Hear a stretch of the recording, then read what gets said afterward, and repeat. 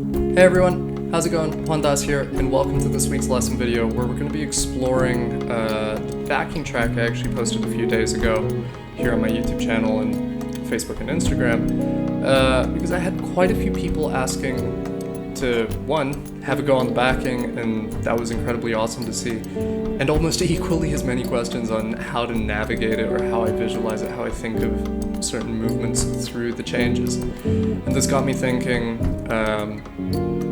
actually, to make a set of backings that are a little bit outside the norm, that force people to think more thematically with a greater narrative in mind through the solo, as opposed to just thinking of changes for the sake of changes, which I think will be really interesting. So I've already written a second backing, and as kind of a freebie, I'm putting this backing up on the YouTube channel with the changes in the video. So if you want to follow along with this one as to how I'm breaking it down, you can actually pull that up. I'm gonna put the card somewhere here in the description or in the comments, wherever it'll be, and you can follow along. That said, I'm gonna be as descriptive as possible in case you don't want to check out the backing. So let's get into it. Now, with this, it's a bit interesting in that the harmony is very non-functional, but also the form is kind of strange. Most forms are conventional 4-bar grids, in the sense everything falls into either 4, 8, 16, or 32. This kind of doesn't.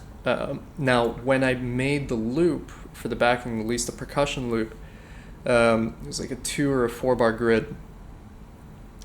However, if we look at the changes here, and the reason it's laid out this way is, I think when you start writing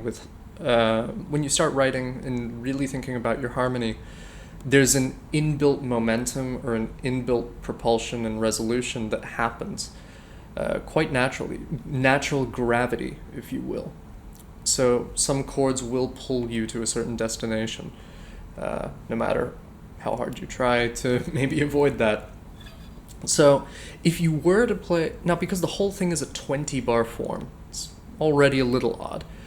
You could get away with playing 4 bars, in cycles of 4 bars, or visualizing it as such, but then you miss some key points of the harmony, and maybe some resolutions might be slightly in the wrong place. I've tried to lay this out as clearly as possible in the chart, so you can actually easily read it and easily see where those resolutions may lie. It's very good to be aware of that. You've got 13-bar A section. By the way, I'm just referring to the chart here to my right. 13-bar A section and a 7-bar B section, which is really odd. So how have I laid it out? For the A section, we have 4, 5, and 4. And on the B section, we have 4 and 3. It's important to know, because if we listen to it, just the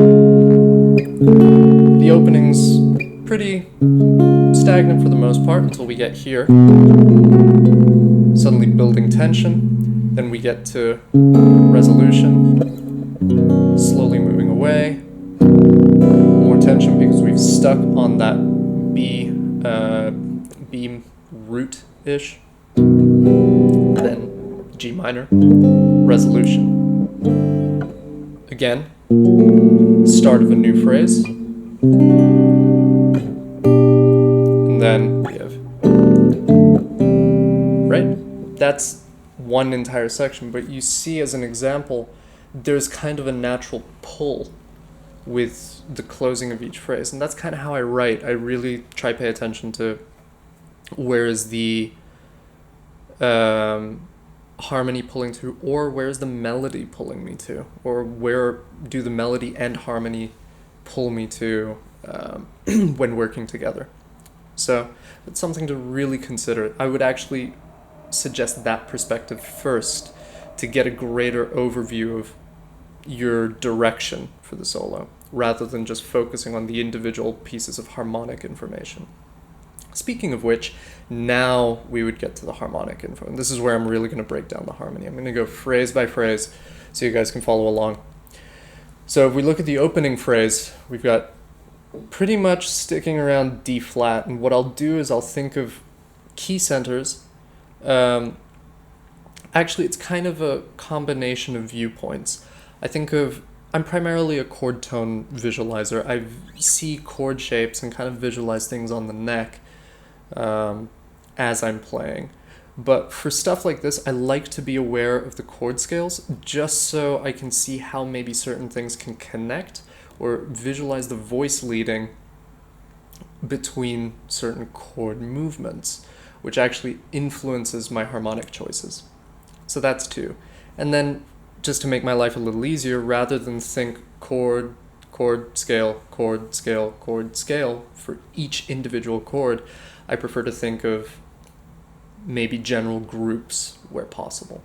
So let's take a look at the opening phrase, and this section kind of plays itself because it's a very familiar sound. We've got 1 major, then 4 minor. That's kind of one of the few semblances of functional harmony here. So back to D flat, and then we've got another melodic minor voicing. That's actually a dominant 7, sharp 11, but without the third and just a few tensions sprinkled in. So already for that phrase, I'm thinking major, like D flat major-ish.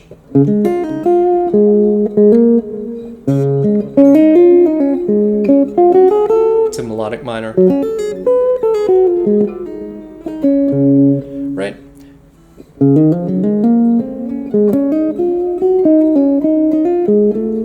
It kind of plays itself, and it's such a familiar sound, so I like to throw that in there just to kind of give people a sense of familiarity before things start to get a little strange.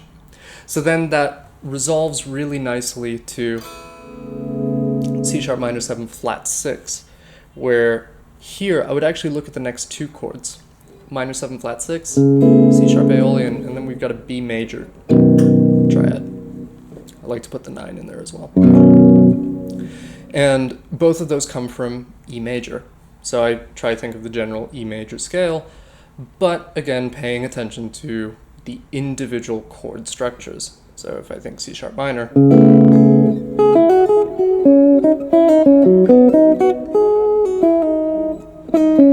right? And then this is where maybe some people start encountering their first issues, because we start seeing a polychord, just 2 chords stacked on top of each other. And we've got an E minor triad on top of a B major triad. So E minor with the open strings, and then B major on the bottom.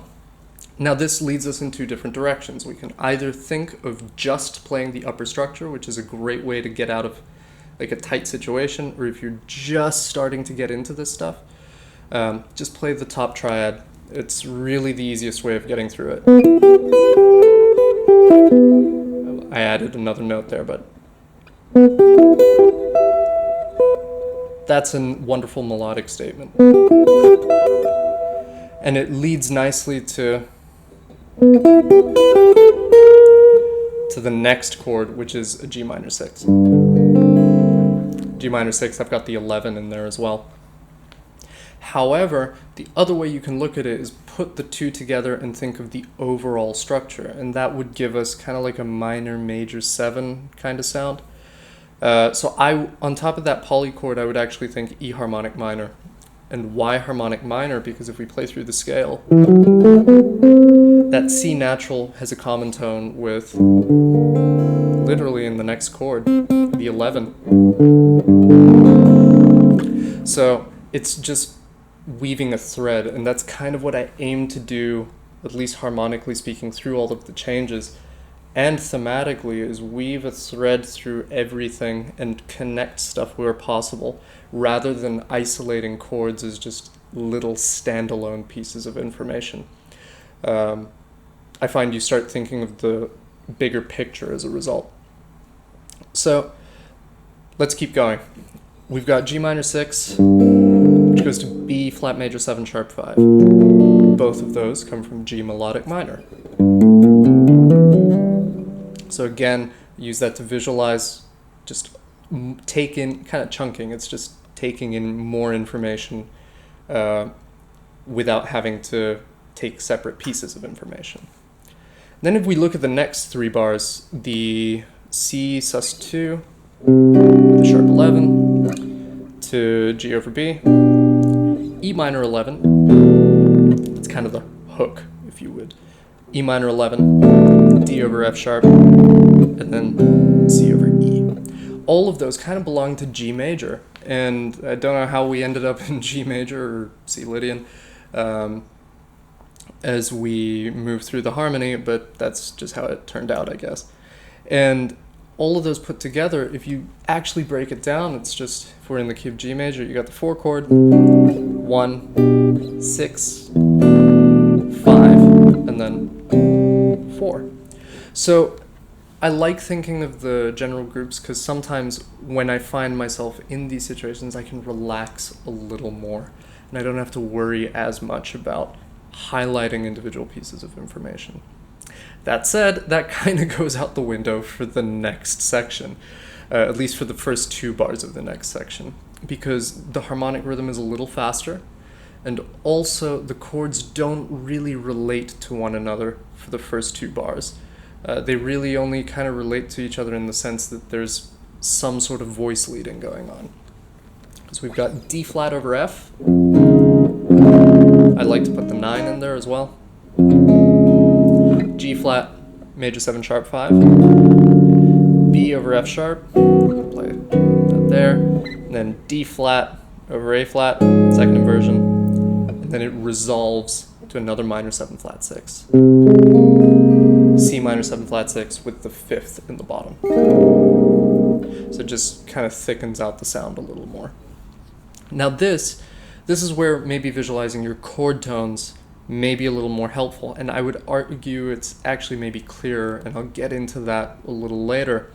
But if we are thinking of scales, let's say if you're maybe trying to play a few runs through this and really trying to connect everything, I would look at first chord, kind of like a D flat major sound. And I say D flat major as opposed to Lydian because the next chord in the sequence, G flat major 7 sharp 5, is a G flat in the bottom, which happens to be the 4th of D flat major. So it's just creating smooth voice leading. That's all we're trying to do. G flat major 7 sharp 5, you have 2 options. You can either think of harmonic minor or melodic minor from E flat. G flat major 7 is the flat 3 of E flat minor. Or both would work great. However, if we, again, look at the greater context, how does this chord relate to what's going on around it? The chord after that is a B. So having that B natural, or C flat, we can deduce, okay, maybe E flat harmonic minor might be the smoothest choice. Note, I'm not saying the best choice, that's subjective, but it might be the smoothest choice. So, for example, if I'm already playing through that section,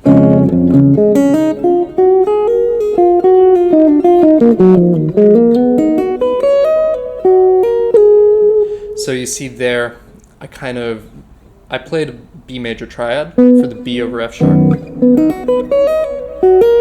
resolved it to the A flat for D flat over A flat, and there I would think just kind of B major, D flat major as a callback to the D flat earlier in the progression, and then resolve to a C Aeolian. Again, minor 7 flat 6 denotes Aeolian, so treat it accordingly. And then the ending is kind of, again, now that we've passed our stressful moment, we have another release with A Lydian, or A major 7 sharp 11, down to D flat. And then we're at a point of rest at the end, kind of on a D flat pedal, so that we can return to the top of the form. So that's an in-depth breakdown of, from a chord scale standpoint, of how I would break down this harmony and how I would visualize it. Now, am I thinking about this all the time when I'm soloing? No. I think that's a very cluttered way to think. It's something I would use as a starting point to familiarize myself with the patterns or maybe the natural movements of the harmony, and then move accordingly. So, one thing I do want to touch on is, again, sure, the chord scales are great for this, but really, with complex harmony like this, I would actually suggest really emphasizing the harmony itself. Because think of it from, again, a macro or a broad perspective.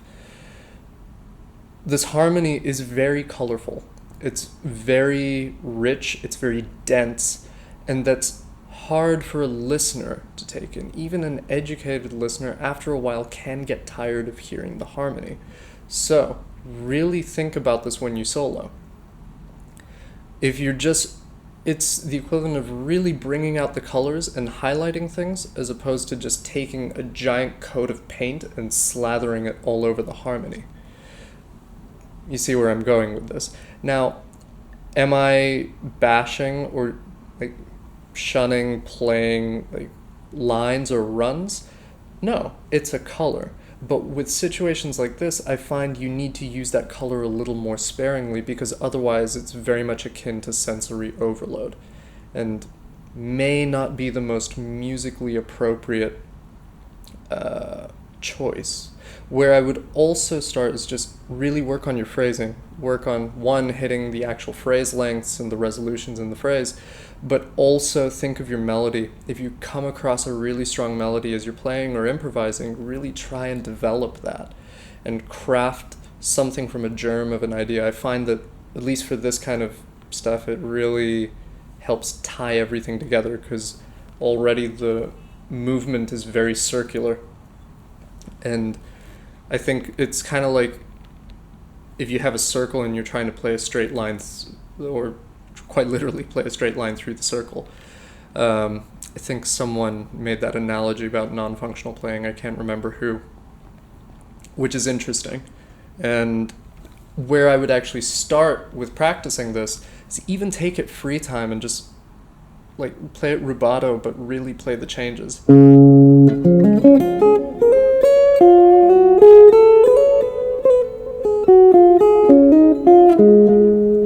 Then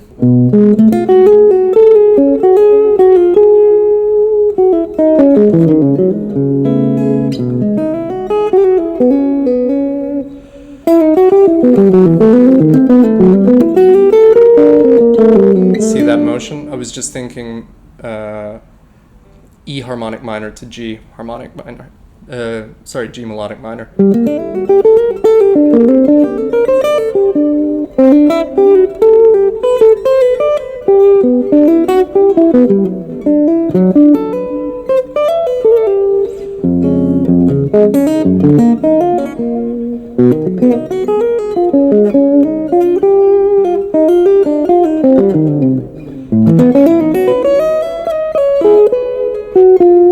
Really take it free time. Now, sure, I'm kind of just like weaving through that. I'm not really paying attention to phrasing or bar lines or anything. I'm just playing through the harmony and trying to bring out the strengths of the harmony, or rather bring out like, okay, like really make this chord sound like a major chord, really make this chord sound like a minor chord, because it also helps kind of ingrain the sound into your head. So I hope this was really helpful and just a nice insight as to how I approach some more complex harmony. I know I've been talking a lot about standards and language the past few weeks and months, but I wanted to dive into something a little different. Do keep an eye out for the backing pack. I'll be posting regular updates here and there as I'm working through it. Might be working on another one today. As always, please do like, comment, subscribe, share if you enjoyed the video. It really helps support the channel. And for those who want to take a go at this backing track, it's called Stranded. I'm going to be uploading it to the channel with the changes. So please do have a go. If anything, it's a great learning experience and just a lot of fun. And do share a take if you feel like recording one. I'd love to see what you guys come up with. So take care, and I'll see you in the next video.